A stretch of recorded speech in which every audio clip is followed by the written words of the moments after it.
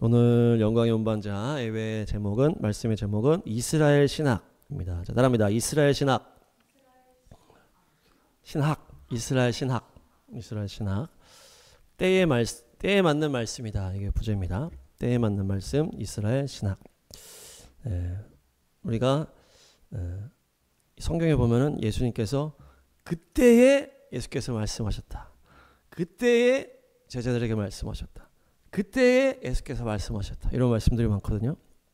그래서 때에 맞는 말씀이 중요하다. 이거죠. 그래서 우리가 마지막 때 이렇게 해서 열심히 달려가고 있는데 마지막 때가 열리지 않은 사람들의 문제는 뭡니까? 때에 맞는 말씀을 지금 못 먹고 있다는 얘기예요. 마지막 때에는 마지막 때의 말씀을 먹어야 되는 거예요. 그것이 주님과 동행하는 것입니다. 에녹이 주님과 동행했다 했을 때 종말에 대한 계시가 열려서 그 말씀을 선포하면서 주님과 동행한 것입니다. 동행이라는 단어를 성경에 보니까 에녹과 노아에게 썼는데 이 두 사람이 다 마지막 때 재림을 얘기하는 인물들이에요. 그래서 에녹이 주님과 동행하였더라. 노아가 주님과 동행하였더라. 그래서 우리가 성경을 텍스트적으로 보는 게 아니고 하나님의 입에서 나오는 말씀이 성령님의 감동이고 그것이 성령님의 음성인데 그것이 때에 맞는 말씀이요. 이때에는 지금의 때는 마지막 때의 계시가 열려야 된다. 서로 한번 인사하겠습니다. 마지막 때 계시가 열리시기 바랍니다. 네. 그래서 마지막 때 계시는 이스라엘과 밀접한 연관이 있다. 이스라엘 마지막 때가 열렸을 때 그 중에서 이스라엘이 포인트가 있다. 이 차원이 아닌 것 같아요. 제가 알면 알수록 마지막 때는 이스라엘과 완전히 밀접한 연결이 있다는 얘기예요.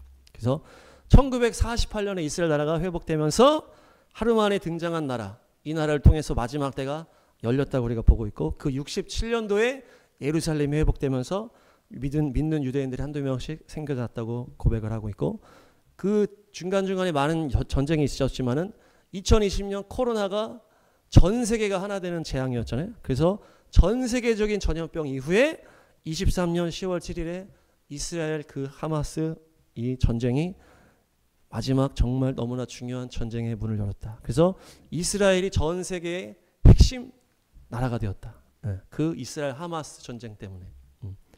물론 뭐 관심 있는 사람도 그 전에 봤었겠지만 모든 나라가 이스라엘을 집중하게 될 때가 바로 그때다. 그래서 이스라엘 마지막 때는 무서워 그냥 이런 차원의 마지막 때 계시가 아니고 마지막 때는 이스라엘과 함께 열리는구나. 우리가 이거를 더 연결을 해야 되는 거예요. 마지막 때를 얘기할 때 무조건 세트에 세트 이거는 이스라엘은. 그래서 20년의 코로나가 전 세계를 하나 된 다음에 이 하마스 이스라엘 이 문제가 마지막 때 너무나 중요한 시점이다. 특별히 이스라엘이 열린다는 건 무엇이냐? 성경을 보는 시각이 달라지는 것을 말합니다. 이스라엘 계시가 열리기 전에는 예수님 중심의 그 시간을 쓰긴 썼지만은 BC AD 이렇게 했지만은 카톨릭이 또 그 다 망쳐버리고 또 태양신 숭배, 또 태양력, 또 일요일 이런 것들이 다 그런 카톨릭의 잘못된 그런 거였잖아요. 유대인의 그런 걸 잘라버리고 그러면서 나중에 나타난 뭐 과학이라든지 진화론이라든지 빅뱅 이론이라든지 이러면서 계속 그런 것들을 들으면서 과학이라는 이름으로 막 들으니까 다 뭐 구석기, 신석기, 몇만 년, 몇 억년 막 이렇게 해서 교회에도 그런 시간이 다 들어오는 거예요.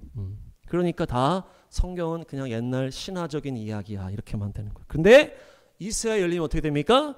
그야말로 성경이 그대로 믿어지는 역사가 있는 거예요. 이스라엘을 믿을 때에 이스라엘 계시가 열릴 때에 그게 열리는 것이에요. 그래서 아담의 창조 이후에 6,000년의 시간이 지금 흘러가고 있다고 우리가 믿고 있잖아요. 그래서 창세기 제가 얘기했지만 창세기에 빛이 있으라 이것이 차원이 다른 창조의 가장 정확한 표현이라고 했잖아요. 그래서 다 준비하고 엔터 탁 치고 인풋 탁 누를 때 탁탁 창조되는 것이 바로 그 창세기의 창조가 가장 정확한 표현이라는 거예요. 그것이 차원이 다른 창조의 가장 정확한 건데 우리가 그것이 열리지 않으면 어떻게 되는 거예요? 진화론을 믿는 거예요. 그래서 그 앞부분 그 아브라함이 등장하기 전에 2000년은 뭡니까? 그 아담부터 노아의 홍수, 바벨탑 이런 것들이 전 인류의 그 초창기를 다룬 2000년이고 아브라함이 등장한 2000년은 아브라함을 통해서 만든 이스라엘 민족 하나의 장자 민족을 택해서 그곳에서 예수님이 오게 만드는 그런 시간이 유대인의 때라는 것이죠. 그리고 이후 예수님이 오셔서 십자가 부활하시고 이제 유대인이 흩어지면서 복음에 탁 시작되면서 이방인의 때 이렇게 되는 거예요. 그래서 전 열방의 때, 유대인의 때, 이방인의 때. 그러면서 이방인의 때가 마무리될 즈음에 마지막 때가 열리면서 이스라엘 나라가 회복되고 이제는 예수님이 재림하시면 또다시 1000년이 추가되면서 전체가 7000년으로 이렇게 되는 것이 이스라엘의 계시가 열려야만 이게 열린다는 얘기예요. 이렇게 얘기를 하면 좌파적 기독교인들은 너 세대주의 이단이구나 이렇게 얘기를 하더라고. 보니까 이렇게 얘기를 하니까 세대주의 이단이라고 딱 바로 얘기하더라고. 그러니까 그게 딱 이단이라는 이름으로 막혀 있는 거거든요. 그게 이스라엘 안에서 나오는 지혜다. 지혜. 그것이 하나님의 말씀에 대한 경외함이라는 경외함. 하나님의 말씀의 권위라는 거예요. 하나님이 유대인을 택하사 하나님의 백성들로 만들면서 이 하나님의 성경을 기록하는 민족이 된 것입니다. 그래서 이들이 하나님의 성경을 얼마나 귀중하게 여겼습니까?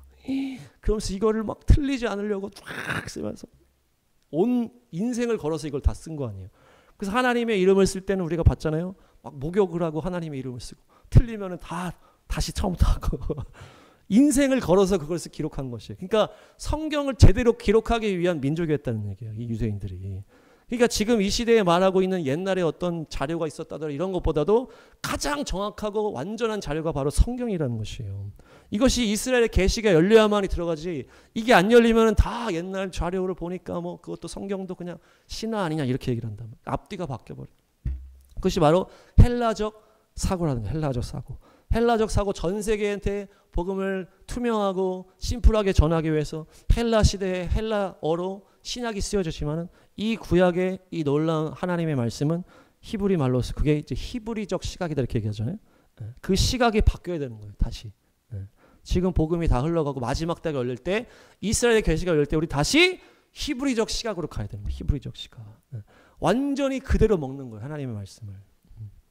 그럴 때 놀라운 축복이 열리는 거예요. 우리도 계속 지금 헬라적인 사고를 하면서 과학이라든지 의학이라든지 이런 게 다 우리 안에 들어와 있기 때문에 이거를 다 깨부셔야 되는 거예요. 우리가. 그게 모든 게 헬라적인 시각이라는 거예요. 그것을 다 깨부시고 히브리적 시각으로 바뀌어야만이 기적의 문이 열리는 것입니다. 하나님의 말씀을 온전하게 먹을 수 있는 것이에요. 하나님의 말씀 그대로 믿을 수가 있는 것이에요. 요즘 다 욕하는 이단들을 뭐라 그러는 거예요? 아니 우리한테 뭐라고 하는 거예요? 이 근본주의자들아 왜 성경을 말씀 그대로만 해서 그래? 이렇게 욕한단 말이에요. 너무 위험한 그런 거예요. 그러니까 그게 헬라적 사고냐 히브리적 사고냐 중요한 그것이 엄청난 축복이 있습니다. 로마서 11장 12절 가보겠습니다. 이스라엘의 허물이 세상의 부요함이 되고 이스라엘의 실패가 이방 사람의 부요함이 되었다면 이스라엘 전체가 바로 설 때에는 그 복이 얼마나 더 엄청나겠습니까? 이스라엘이 바로 설 때 그 복이 얼마나 더 엄청나겠냐. 이것이 우리가 이스라엘을 축복할 때 개인적으로 축복을 받는다. 이렇게도 개인적으로도 볼 수 있지만 마지막 때 이스라엘의 계시가 열렸을 때 이방 교회에게 부어지는 하나님의 놀라운 영적 축복을 말하는 것입니다. 이스라엘의 계시가 열렸을 때 들어오는 놀라운 지혜가 있다는 것이에요. 그래서 지금 방금 말한 것처럼 하나님의 말씀을 그대로 흡수하고 그대로 믿게 되는 것이 그것이 이스라엘에서 흘러나온 그것으로 인해서 놀라운 축복이 임하는 거예요. 그래서 이스라엘에서 지금 뭐라 합니까? 5785년이다 이렇게 하잖아요. 거기는 그걸 그렇게 하고 있잖아요. 그래서 우리가 그것을 통해서 막 달력을 보면서 절기와 월삭 이런 걸 막 보고 있는데 그런 것들이 쭉 계속 지나오고 있다는 얘기예요. 그래서 우리가 희년서 막 참고 막 얘기 들어보니까 200년 정도가 누락됐다 이렇게 얘기를 했잖아요. 그래서 5985년이다 이렇게 하니까 6000년이 지금 15년 정도밖에 남지 않았다. 그러니까 이게 지금 몇 년 안 남은 어떤 그 정도의 임박한 종말론으로 우리가 나아가는 것도 이스라엘 계시가 열릴 때 같이 열린다는 얘기예요. 따로따로가 아니다. 그래서 뭐 물론 이제 희년서에 이제 그렇게 됐고 뭐 누락된 이런 스토리가 정확한 게 아니다 보니까 이게 40년이냐 50년이냐 70년이냐 정확하게 우리는 알 수 없게 주님이 가려놓긴 했겠지만은 이방 교회는 뭐라는 거예요? 몇 억 년이냐 뭐 만 년 이렇게 하니까 정말 이 뒤에도 그냥 불투명한 거예요. 앞에를 몇 억 년 몇 만 년을 해놓으니까 이 뒤에도 불투명하니까 관심이 없는 거죠. 이스라엘 계시가 열릴 때 같이 열리게 되는 것입니다. 할렐루야.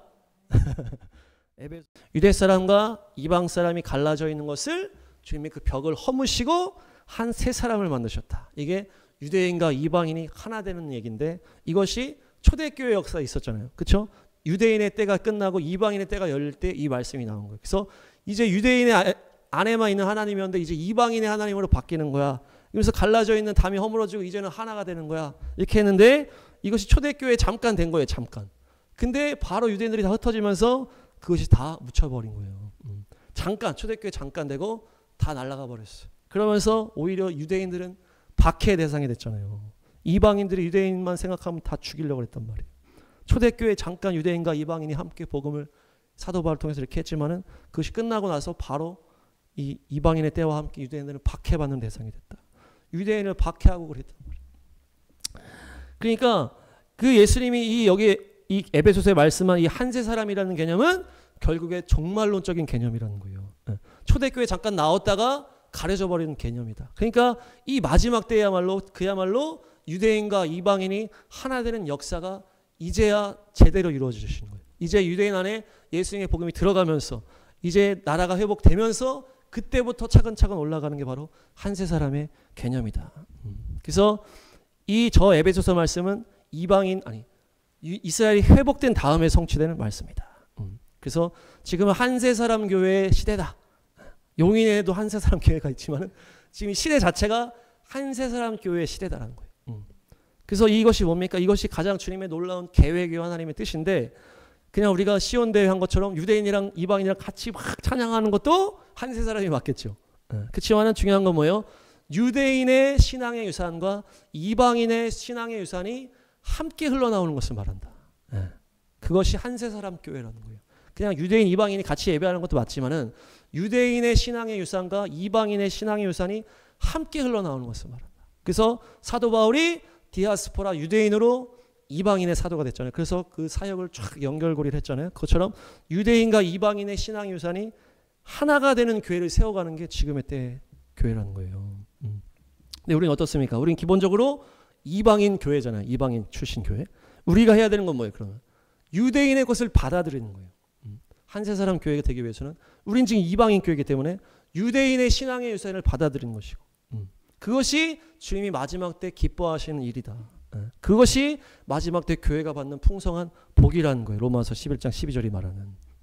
그게 첫 번째가 성경을 그대로 믿는 것이라든지 때와 절기에 대한 것이라든지 그 속에서 예수님의 십자가 성취라든지 그런 거를 막 찾아내면서 막 이렇게 하는 그것들이 이제 우리 안에 더 풍성하게 열려야 되는 것이죠. 그래서 우리가 막 또 막 절기도 막 하고 막 그러잖아요. 그런 것들이 더 우리 안에서 풍성해져야 된다. 우리가 유대인이 되고 막 유대인처럼 예배하자 이런 차원이 아니고 유대인의 신앙의 유산들을 우리가 더 깊숙이 받아들이는 게 한세 사람의 교회다. 그것이 주님이 기뻐하시는 것이고 반면 유대인들은 뭡니까? 유대인들은 예수님을 받아들이는 거잖아요. 그렇죠? 유대인은 그 속에서 예수님을 받아들이고 그거를 또 탁 들어가는 거예요. 그런 사람도 지금 많이 있잖아요. 유대인 안에도. 그러면서 토라 포션 전통적인 토라 포션에 신약을 넣어가지고 이제 불이 하다시작 해가지고 하나 더 추가해가지고 막 하고 있고 또한 유대인들이 막 그 이방인의 찬양들을 막 유대어로 막 부르잖아요. 그런 것도 막 주여 삼창도 하는지 모르겠지만 하여튼 또 막 새벽 기도를 막 하는 사람도 있겠고 그러니까 이방인의 그 교회들의 그런 것들도 받아들이면서 그들은 하여튼 예수님을 받아들이는 게 그거다. 근데 우리는 이방인 교회는 유대인의 그것을 받아들여야 된다. 유대인의 신앙의 유산을. 로마서 13장 두 가지가 있어요. 사랑이 율법의 완성이다. 이렇게 얘기했고 예수님께서 내 율법을 폐하는 것이 아니고 완성하러 왔다. 이렇게 얘기하시는 거예요. 그러면서 그 작은 거라도 지키지 않아도 돼. 이렇게 가르치는 거는 하나님 뜻이 아니라는 거예요. 그것이 바로 한세 사람 교회를 말하는 것인데 이방인 교회 때는 사랑의 율법이 완성이야. 그러니까 이웃 사랑만 하면 돼. 그래서 다 덮어뒀단 말이야. 율법에 대해서. 그러나 결국 율법이 선하다고 하는 것을 다시 율법으로 돌아와서 다시 구약으로 돌아가자 이런 차원이 아니고 그 이웃 사랑 안에서 다시 재해석이 돼야 되는 것이에요. 그것이 바로 예수님의 그 말씀인 거예요. 나의 예언과 그 선한 명령들을 너희가 한세 사람 교회가 되어서 사랑 안에서 다시 그 율법을 온전하게 발견을 하고 그 속에서 하나님의 놀라운 비밀들을 캐내게 하는 그것을 하기를 원하신다. 그냥 율법 덮어도 이제 예수님 끝났어. 그냥 사랑하면 돼. 이렇게 가는 게 아니고 그게 하나님 뜻이 아니라는 거예요. 예수님 말씀 따라. 다시 그 율법으로 가서 이 율법의 그 놀라운 비밀한 것들을 다 찾아내고 하나님의 놀라운 뜻을 다시 재조명해서 다시 이것을 온전하게 나아가는 것. 그것이 주님이 원하시는 한세 사람의 교회다라는 것이에요. 우리가 재물을 잡는 것은 다시 하지 않겠죠. 예수님의 십자가가 그걸 다 대신했기 때문에. 그렇지만 과거에 과거에 그 재물의 피를 막 뿌렸잖아요. 근데 그것처럼 우리가 예수님의 피를 뿌리는 것이에요. 똑같다는 얘기예요. 과거에는 재물의 피를 뿌렸지만은 지금은 뭘로 뿌린다? 예수님의 피를 영적으로 뿌리는 것이에요. 그러니까 그렇게 성취가 된 것이에요. 그냥 뿌리는 거 안 해도 재물 다 없어졌어. 그게 아니고 그걸 바뀐 거죠. 예수님의 십자가로 인해서 완전한 그 주님의 보혈을 뿌리는 것이에요. 그렇게 해서 정결하게 되고 거룩하게 되고, 그래서 우리가 막 보혈에 대해서 막 우리가 막 하잖아요. 뭐 보혈로 해서 뭐 죄를 뭐 끊고 막 이렇게 하는데, 그 구약 안에서 다시 돌아가서 예수님의 피의 권세가 이런 여기서 나온 거구나, 이런 거를 더 알아가라는 얘기입니다. 그래서 우리가 구약에서 신약으로 갔다가 다시 구약으로 가서 더 풍성하게 주님의 율법을 완성하면서 더 거룩한 하나님의 뜻을 깨달아가는 것이 한세 사람의 주님의 놀라운 뜻이다. 그렇게 나아가시기 바랍니다. 세 번째, 구약 성경에서 그 이스라엘 계시가 흘러나올 때 흘러나온 게 뭐냐면 가정의 회복이에요. 가정의 회복. 이스라엘은 어떻습니까? 가정 중심의 신앙이었잖아요. 그래서 나라 중심의 신앙. 그래서 누가 나올 때 막 족보들이 나오고, 뭐 누가 엄마가 누구고, 뭐 조부모가 누구 막 이렇게 했단 말이에요.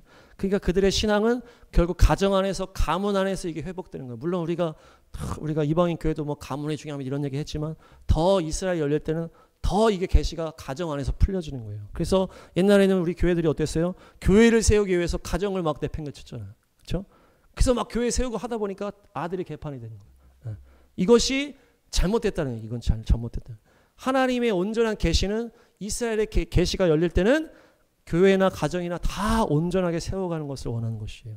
그래서 덮어두고 막 내가 하면은 뭐 그냥 가정인 다 알아서 되든지 뭐 이렇게 아니고, 정말 가정에 대한 신앙을 아버지와 어머니가 이걸 다 먹이는 거예요. 그것이 다시 우리가 회복돼야 된다. 가정 안에서의 신앙이 다시 회복돼. 그리고 교회가 가정이 되는 거죠. 가정이 교회가 되는 거고, 나라가 가정이 되고, 나라가 내 자신이 되는 것이. 그래서 이스라엘은 결국 뭡니까? 계속 이들의 성막이 교회였는데 이 성막 중심으로 다 했단 말이에요. 그러니까 이들의 신앙은 그야말로 이 교회와 완전히 하나가 되고, 이들의 신앙은 나라와 완전히 하나가 되는 거예요. 그래서 우리가 이스라엘의 계시가 열리고 정말 다시 우리가 구약을 더 깊이 바라볼 때 우리의 신앙은 가정 안에서 완전히 하나가 되고, 교회 안에서 완전히 하나가 되고, 나라 안에서 완전히 하나가 되는, 그러니까 하나가 된다는 이런 차원이 그냥 뭐 이렇게 연합하자 이런 차원이 아니고, 나라가 나 자신이 되는 거예요. 그렇게 나라를 사랑하는 것이 신앙과 밀접한 연관이 있다는 것이에요. 그래서 우리가 뭐 동성애 반대하고 이런 것도 우리가 하겠지만은, 나라를 파괴하려고, 가정을 파괴하려고, 교회를 파괴하려고 하는 것에 대해서 우리가 반대하고 기도하겠지만은, 그야말로 나와 교회와 가정과 나라는 다 하나로 연결되어 있다는 것입니다. 그것이 바로 이 구약 이스라엘 안에서 흘러나오는 믿음의 유산이다. 우리가 그걸 알아야 된다. 사도 바울도 유대인으로 이방인의 사도였지만 우리 동족들을 위해서라면 내가 생명책에 지워줘도 좋겠다, 이렇게 선포했고, 모세도 저들을 살려주기 위해서 나를 생명책에 지워줬으면 이렇게 했단 말이에요. 그러니까 내 신앙과 나라의 신앙은 같은 연결고리가 있다는 거예요. 그것이 우리가 더 풀어줘야 될 줄로 믿습니다. 마지막 때는 그래서 더 나라에 대해서 우리가 더 나아가야 되는 것이요. 다 그렇게 하고 계시지만은 네. 누가복음 가보겠습니다. 누가복음 15장 31절 32절. 이게 예수님의 비유인데요. 탕자의 비유잖아요. 둘째 아들이 재산을 다 유산으로 받아가지고 나가가지고 다 탕진하고 개판치다가 나중에 돌아왔더니 또 막 아버지가 끌어안아주고 막 했더니 첫째 아들이 쟤한테는 왜 나는 이렇게 하니까, 얘야 넌 늘 나와 함께 있으니까 내 것이 다 네 것이 아니냐 하면서, 저 아이는 또 나갔다가 다시 들어왔으니 잃어버렸다 찾은 거 아니냐, 그래서 함께 기뻐하고 즐거워 이렇게 하는. 이게 아버지의 마음이라는 거예요. 그 당시에 이 누가복음이 쓰여질 때는 첫째 아들이 누굽니까? 첫째 아들이 유대인인 거예요. 그때 그 당시에 둘째 아들은 이방인인 거예요. 이방인들이 이제 잃었다가 다시 찾아 들어왔는데 유대인들이 니네 왜 그렇게 하냐 이러면서 비유로 얘기하시는 거예요. 근데 지금 마지막 때는 뭐가 된 거예요? 바뀐 거예요. 이방인 교회가 첫째가 된 겁니다. 유대인 교회가 둘째가 된 거예요. 유대인이 잃어버렸다가 다시 들어오고 있어요. 근데 이방인 교회가 또 막 이렇게 하는 거예요. 그게 아니고 아버지가 또 얘기하는 거예요. 야, 너는 늘 나와 함께 있었잖아. 내 것이 다 네 거 아니냐. 저 아이 둘째는 잃었다가 다시 찾은 거 아니냐. 아버지가 만약에 야, 너 첫째가 말이야, 너 버르장 머리 없이 뭐라 하지 않았다는 얘기예요. 첫째도 너는 나와 함께 있지 않았냐. 내 것이 다 네 것이 아니냐. 첫째도 챙겨주고 둘째도 챙겨주고. 아버지의 마음이라는 거예요, 이것이. 첫째가 그렇게 했을 때 아버지가 첫째를 내치지 않았다는 얘기예요. 뭐라 하지 않았다는 거예요. 첫째도 끌어안고 둘째도 끌어안는 게 나의 그 마음이다. 그러니까 이 당시에는 이 유대인의 때가 끝나고 이방인의 때가 열릴 때는 이방인들을 끌어안는 게 내 뜻이다. 지금 이 마지막 때에는 다시 유대인들이 돌아올 때 다시 유대인들을 끌어안는 게 내 마음이다. 그래서 결국에는 이 두 아들이 다 주님 품 안에 들어온 이게 바로 한 세 사람의 교회를 말하는 것이다. 또 마지막 때 세워질 것이 뭡니까? 다윗의 장막입니다. 사도행전 15장. 또한 유대인의 때가 끝나고 이방인의 때가 시작될 때 이 아모스 말씀을 인용을 해서 뭐라는 거예요? 사도행전 15장은 이 유대인의 때에서 이방인의 때를 바뀌는 그 첫 번째 회의잖아요. 예루살렘 회의라 그래가지고 이제 복음이 이제 이방인에게 갔으니 이제 유대인의 할례를 막 강요하는 게 아니고 이 네 가지만 지키게 하자 이런 얘기를 하는 건데 이때 이 말씀을 딱 인용하는 거예요. 아모스 말씀을. 무너진 다윗의 집을 내가 세우겠다. 허물어진 곳을 다시 세우겠다. 그 집을 세우겠다 하면서 이제 이방 사람들이 주님을 찾게 될 것이다 하면서 이 아모스의 말씀을 성취한 건데요. 여기서 이제 다윗의 집이 나오는데 특별히 마지막 때에는 다윗의 장막의 회복입니다. 역대상 16장. 이것이 다윗의 장막인데요. 이게 두 가지가 다 있는 거예요. 여기 지금 잘 찾으시는지 모르겠지만 하나님의 법궤가 다윗의 성에 지금 온 거예요. 그리고 기브온 산당에는 주님의 번제단이 있는 거예요. 번제단에서 아침 저녁으로 계속해서 번제를 드리게 하고 이 법궤 앞에서는 또 하나님을 계속 찬양하게 했다라는 거예요. 이 두 가지가 지금 다 있는 거거든요. 그래서 뭐 우리 신약교회에서 뭐 말씀도 전하고 찬양도 하고 이렇게 이걸로 나눠질 수도 있겠지만은 중요한 건 맨 마지막 때 다윗의 장막이 회복된다는 건 뭡니까? 이 구약과 신약이 하나가 되는 것을 말하는 것입니다. 그래서 이 하나님의 이 법궤 앞에서는 사람들 다 정해놨잖아요. 지금 너희들은 계속 24시간 찬양하게 하는 거예요. 인생을 다 들여가지고 계속 찬양하는 거예요. 계속 하나님은 선하시고 그 신발 주치고 그리고 또 제단에서는 또 계속 아침 저녁으로 제사를 드리는 거예요. 계속 번제를 드리는 거예요. 번제는 계속 이 제단에서 올라가고 법궤 앞에서는 계속되는 찬양이 들어가고 이것이 두 개가 다윗의 장막의 회복인 것입니다. 이것이 바로 마지막 때 주님이 원하시는 것이죠. 그러니까 뭡니까? 찬양과 말씀이라고 볼 수도 있고 하나님의 그 경외함과 주님이 주시는 기쁨이라는 거예요. 그래서 유대인에게서 흘러나온 그 주님 앞에서의 그 엄청난 그 경외함 있잖아요. 그 법궤 안에 우리가 막 지성소를 나눠놓고 막 벌벌 떨면서 했던 어떤 그런 것들의 그 경외함이 제단에 더 남아있는 것이고 또 그 법궤를 또 뭡니까? 다윗은 그 법궤를 갖다 놓고 거기서 막 찬양을 했잖아요. 옛날에 그 토라에서는 어땠어요? 법궤 안에 들어갈 수가 없었잖아요. 그 휘장으로 막아놓고. 근데 이 다윗은 그 법궤를 갖다 놓고 거기서 막 찬양하는 거예요. 그 휘장도 없이. 그러니까 지금 완전히 이게 나중에 솔로몬 성전을 되면서 다시 또 합쳐졌잖아요. 그렇지만 이 다윗의 장막은 완전히 자유함 가운데 있었지만 또 이 제단과 이 법궤가 같이 막 이렇게 그런 다윗의 장막이 주님이 기뻐하시는 장막이고 마지막 때 주님이 찾으시는 장막이다. 이스라엘과 이방인이 하나가 되는 장막이다. 하나님 앞에 그 두려움, 엄청난 그 두려움이 온전하게 또 유대인에서 흘러나오고 또 주님 앞에서 막 기뻐하며 자유한 그 이방인들은 엄청 자유롭잖아요. 찬양하는 게. 유대인들은 그런 게 좀 없을 거 아니에요. 좀 막 언제나 경직돼 있잖아. 그것이 뭡니까? 너무 경외함에 초점을 맞춘 거 아니에요. 이방인들은 그냥 예수님 위에 다 끝났어. 그러면서 막 자유로 찬양하잖아요. 그것이 같이 있어야 된다는 거예요. 그냥 계속 막 그냥 자유롭게 그냥 막 이렇게 하면 다 죄 가운데 빠지는 거고 경외함으로 막 있으면 이게 자유함이 없잖아요. 이 두 가지가 합쳐지는 것이 바로 주님의 마지막 때에 찾으시는 교회다라는 것이에요. 그래서 주님을 향한 그 경외함으로 이들의 주님을 예배할 때도 그냥 직업적으로 예배한 게 아니고 전 삶을 다 드렸잖아요. 지금 바이시 얘기하는 사람들은 전 생애를 다 거쳐서 찬양하는 거예요. 그러니까 예배를 드려도 전 생애를 다 걸고 예배를 드리고 주님 앞에 그 경외함은 또 엄청난 경외함을 또 우리가 회복하고 이것이 마지막 때 주님이 찾으시는 다윗의 장막인 줄 믿습니다. 그런 다윗의 장막이 어디에 있습니까? 우리 안에 회복될 줄로 믿습니다. 우리가 먼저 우리 심령 안에 그렇게 돼야죠. 주님 앞에 엄청난 경외함과 주님 앞에 엄청난 자유가 같이 있어요. 같이. 그걸 통해서 우리가 회복됐을 때 교회들이 또 그렇게 흘러가는 것이. 다윗의 장막이 회복되기를 축복합니다. 구약과 신약이 하나가 될 줄 믿습니다. 사마리아 여인 한번 보겠습니다. 사마리아 여인.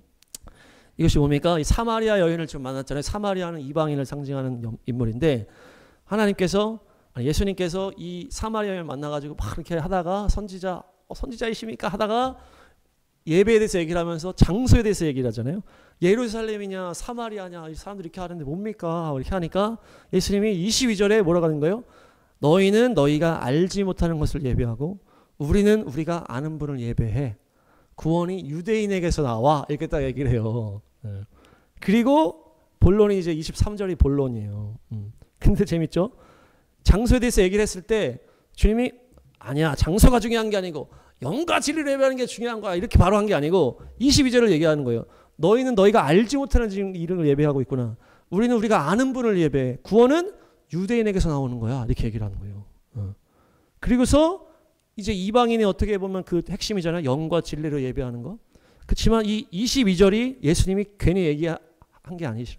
그러니까 이 당시에는 이제 장소에 대해서 얘기했을 때 이제 장소가 중요하지 않은 시대가 올 거야. 얘기하시는 거예요. 이제 이방인의 때가 열리니까 이제 장소가 중요하지 않은 시대야. 영과 진리를 예배할 때가. 근데 지금 예수님의 중요한 건 얘기하신 거예요. 이 유대인에게서 나오고 이 장소가 중요한 건 맞아 이거래요. 근데 이 이방인의 때에는 이제 그게 중요하지 않기 때문에 했지만 마지막 때에는 다시 예루살렘과 이스라엘이 중요해진다는 얘기예요. 지금 여기에서 22절에서 그것을 딱 얘기하고 넘어가신 거예요. 너희는 너희가 알지 못하는 것을 예배하지. 유대인들이 유대인 중심에서 이방인에게 지금 얘기하는 거예요. 너희는 너희가 알지 못하는 것을 예배하고 우리는 우리가 아는 분을 예배한다. 구원이 유대인에게서 나온다. 그러니까 중심이 있다는 얘기예요. 이스라엘에 대한 중심이 있다는 얘기예요. 지금 장소 얘기를 했을 때 예수님이 이렇게 딱 얘기하시고 영과 진리로 예배하는 이렇게 얘기했단 말이에요. 그러니까 결국에 이스라엘 중심, 예루살렘 중심의 때가 이 마지막 때가 다시 열렸다는 것입니다. 그것이 바로 이스라엘의 나라와 회복된 것 동시에 이 초점이 예루살렘으로 딱 맞춰진 거예요.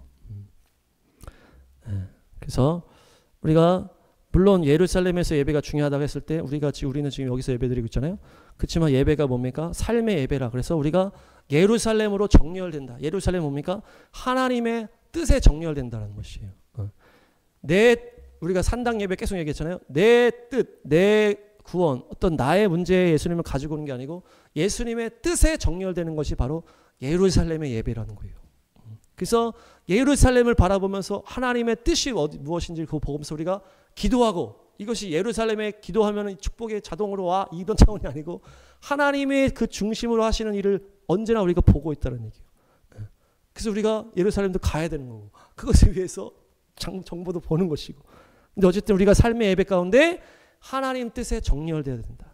그래서 지금 예루살렘이 회복된 저 상황이잖아요. 이스라엘 나라가 회복되고 예루살렘이 회복되고 아직 성전이 회복되지 않았지만 그곳에서 일어나는 하나님의 역사에 우리가 언제나 집중해야 된다. 언제나 기도해야 된다. 그 하나님의 뜻에 정렬돼야 된다. 그것이 지금 시대에 너무 중요하다는 얘기입니다. 그래서 에스겔에 보면은 이건 찾지 않고 읽겠습니다. 세상 중앙에 거주하는 백성을 너희가 치고자 할 때 이런 표현이 나오잖아요. 그리고 스가랴에 보면 이스라엘을 건드는 자는 주님의 눈동자를 건드는 자다. 이런 얘기가 다 구약에 대한 말씀이라는 거예요. 세상 중앙에 있는 백성, 하나님의 눈동자. 이 개념이 구약 안에 있던 개념이 이방인의 때가 끝나고 마지막 때에 다시 이스라엘 나라가 회복됐을 때 이 개념이 다시 세워졌다는 얘기예요. 세상 중앙은 지금 이스라엘 예루살렘이야. 그곳을 손대는 자는 주님의 눈동자를 건드는 거다. 이렇게 주님이 다시 이 말씀이 다시 지금 풀어질 때라는 얘기입니다. 지금의 때가. 그래서 우리가 언제나 예루살렘 중심으로 하나님의 뜻이 무엇인지 이 지금의 때를 분별하면서 그냥 그냥 내 생활에 또 우리 그냥 민족에 이렇게 하는 게 아니고 하나님의 나라와 하나님의 그것을 바라봐야 된다. 그것이 이스라엘 신학의 핵심입니다. 그래서 우리가 성지순례 차원으로 가는 게 아니고 저 땅의 하나님의 나라를 위해서 우리가 저 땅 중심으로 바라봐야 될 줄로 믿습니다. 우리가 또 가야 될 줄로 믿습니다. 그래서 마지막으로 이제 마지막인데요. 한세사람 교회의 핵심이 뭐냐? 구약의 재해석이라고 아까 얘기를 했는데요. 그래서 이 십자가 부활, 그 예수님의 성취하신 것들을 절기를 통해서 우리가 막 연결을 막 했잖아요. 근데 어떤 너무나 그 복음 안에만 머물러 있다는 거예요. 이 이방인 교회 한계가. 이스라엘 다시 회복된 다음에 주님이 원하시는 건 뭡니까? 모든 역사, 모든 나라, 모든 이 마지막 때의 계시가 다 이 구약 안에, 이 토라 안에 다 연결이 돼 있다는 얘기예요. 그냥 이방 교회 그 구약에서 어떤 그냥 십자가 이런 것들이 예수님이 성취하셨어. 너무 단편적으로만 우리가 알고 그렇게만 치우쳐져 있다는 거예요. 그렇지만 이 마지막 때 주님이 원하시는 것은 다시 구약을 더 열려줘야 된다. 특별히 마지막 때랑도 이 구약이 다 연결고리가 있다는 얘기예요. 특별히 이스라엘의 나라의 역사가 지금 우리나라의 역사랑도 다 연결되어 있다는 거예요. 그래서 우리가 요시아의 마지막 부흥 이렇게 얘기를 하잖아요. 요시아 때 이스라엘의 역사를 쭉 보니까 마지막 멸망의 직전에 큰 부흥이 있었는데 우리나라도 이 열방도 마무리로 멸망으로 갈 때 마지막 큰 부흥이 있겠구나. 이렇게 이스라엘 역사를 보고서 지금 이 시대에 적용을 하는 거잖아요. 이런 것이 그 전에는 열려지지 않는다는 거예요. 마지막 이스라엘이 열리지 않은 상태에서는. 그러니까 더 우리가 이 구약 안에서 더 마지막 때와 실제적인 이 땅의 모든 그것들이 연결이 돼야 된다. 그래서 노아 홍수뿐만 아니라 아브라함이나 요셉이나 그 출애굽기나 이런 게 다 지금의 때와 연결이 되어 있고 마지막 때와 다 연결이 되어 있는데 오늘은 아브라함만 보겠습니다. 아브라함이 태어난 연도를 우리가 성경에서 보면은 계산을 할 수 있어. 히브리적으로 생각을 하면. 헬라적으로 생각하면 아브라함 그거는 막 역사 속으로 그냥 이렇게 막 계산하고 막 이렇게 하지만은 히브리적으로 계산하는 건 뭐냐? 성경에 나온 그대를 다 더하면 돼. 성경이 다 나오거든요. 나이가. 아담이 130에 셋을 낳고 셋은 105살에 에노스를 낳고 에노스는 90살에 케나를 낳고 막 다 낳았어요. 70, 65, 162, 65, 187, 182 그리고 노아가 셈 야벳을 500살에 지나서 낳았다 이렇게 돼 있어요. 정확한 표현이 안 나와 있어요. 그리고 셈은 100살에 셀라는 30살에 벨렉은 30살에 수룩은 30살에 데라는 70살에 아브라함을 낳았습니다. 아브라함에 태어난 애가 아담 이후에 몇 년일까요? 다 하면은 이것을 다 더하면 몇이 나오는 거예요? 1946년이 나옵니다. 근데 아까 뭐라고 했어요? 노아가 셈함야벳이 500살이 지난 다음에 나왔다고 했잖아요. 이게 약간 지금 정확하지 않은 게 부분이 있는 거예요. 그래서 이스라엘에서는 지금 어떻게 믿고 있어요? 1948년에 아브라함이 태어났다 이렇게 얘기를 하고 있어요. 아담 이후에 1948년에 아브라함이 태어났다. 뭡니까? 예수님 이후에 1948년에 이스라엘 나라가 회복됐다는 것과 딱 맞아 떨어지는 거예요. 이것이 이스라엘 계시가 열리고 이스라엘 바라보고 성경을 그대로 바라볼 때 이것이 딱 연결되는 것입니다. 이거 말고도 더 많은 그런 것들이 이 구약의 이 토라의 비밀로 다 숨겨져 있다는 얘기예요. 그래서 우리가 이 믿음으로 이 말씀을 이렇게 봐야 된다는 얘기예요. 더 나가면 어떻게 됩니까? 1948년에 아브라함이 태어나고 1948년에 이스라엘 나라가 태어났어요. 아브라함이 근데 태어났지만은 하나님을 만나면서 하나님과 함께 이 세상 이 믿음의 역사에 등장할 때가 언제입니까? 창세기 12장 4절. 아멘. 아브라함이 주님을 만나면서 탁 출발한 게 75세 때. 75세. 이 믿음의 역사에 등장한 때가 75세. 이스라엘 나라가 태어난 다음에 75를 더하면 몇 년일까요? 23년이 되는 거예요. 작년 23년. 2023년. 이스라엘 하마스 전쟁이 터지면서 모든 열방이 이스라엘에게 집중하기 시작했을 때. 마치 아브라함이 태어났지만은 그냥 조용히 이렇게 있다가 하나님을 만나면서 믿음의 역사에 등장한 것처럼 이스라엘 나라가 1948년에 세워졌지만은 점점 시간이 흐른 다음에 이 마지막 때 2020년이 넘어간 다음에 하마스 전쟁이 딱 터지면서 딱 전 세계로 등장한 것입니다. 그것이 바로 이 아브라함과 이스라엘이 지금 같은 연결고리상에 있다는 얘기예요. 그래서 우리는 아브라함의 역사를 볼 때 이스라엘의 역사를 연결해서 볼 수가 있는 것이에요. 이삭이 태어났을 때가 언제입니까? 100세. 그렇게 하면 어떻게 돼요? 2048년.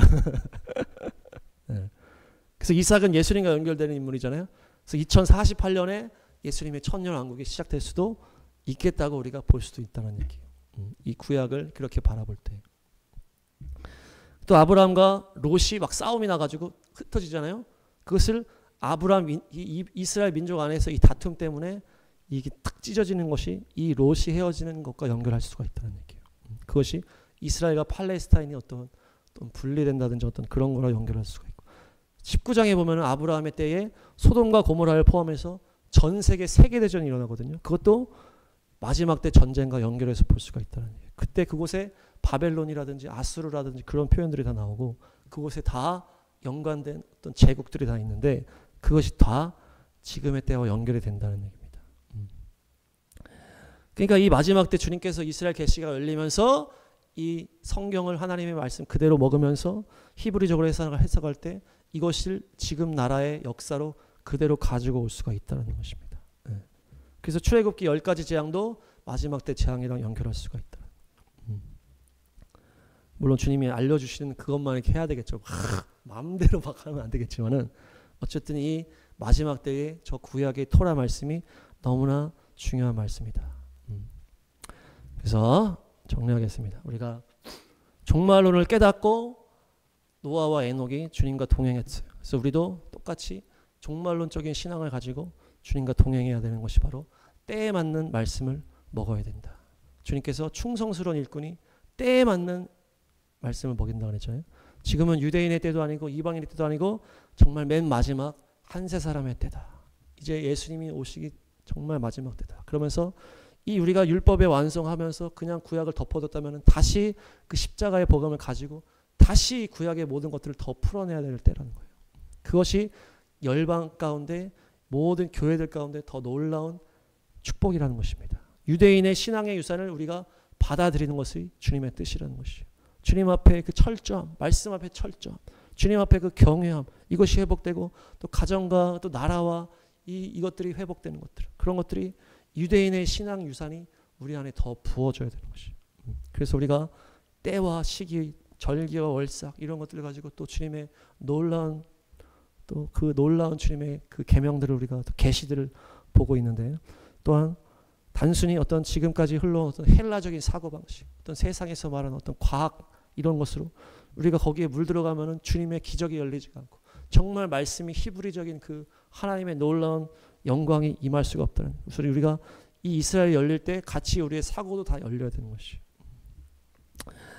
그래서 뭐 종교다원주의적으로 막 인간적으로 막 다양하게 해석하는 그런 차원이 아니고 하나님의 뜻 안에서 하나님의 놀라운 그 경륜 안에서 하나님의 믿음의 이 역사 안에서 우리가 말씀을 더 다양하게 더 깊이 있게 더 복음적으로 또 더 하나님의 그 역사의 성취 가운데 말씀을 봐야 된다. 그래서 우리가 예수님이라는 복음을 가지고 더 이제 구약 가운데 나아가서 놀라운 하나님의 보화들을 다 캐냄으로 말미암아 이 마지막 때 우리가 이 주님이 이스라엘 통해서 부어주시는 축복들을 다 누리시기를 바랍니다. 그래서 우리가 또 끊어낼 것도 끊어낼 부분들이 있어요. 그래서 어거스틴, 칼빈, 루터에 빠진 사람들은 이게 또 안 들어가는 거예요. 그 이방인의 때에 정립된 그 신학들이죠. 그러니까 이곳에 꽂혀 있는 사람들은 계속 이것만 얘기를 하니까 이스라엘 계시라든지 그런 거 안 나오니까 계속 이스라엘 세대주의 이단 어쩌고저쩌고 계속하는 거예요. 우리 안에도 하나님이 버려야 될 것이 있다면 버리라고 말씀하시는. 그래서 완전한 새로운 안경을 가지고 우리가 완전히 그 하나님의 새로운 그 계시적인 것을 가지고 이 마지막 때를 돌파해야 된다. 그것이 이스라엘이라는 안경뿐만 아니라 이 구약 속에도 다 숨어 들어가 있다. 그래서 우리가 한세 사람 교회, 이 한세 사람의 때 정말 마지막 때를 주님의 놀라운 이 구약과 신약이라는 양날의 검으로 달려가시게 될 줄로 믿습니다. 그래서 더 깊이 더 온전한 때를 분별하고 주님과 하나 되는 여러분들이 되실 줄로 믿습니다.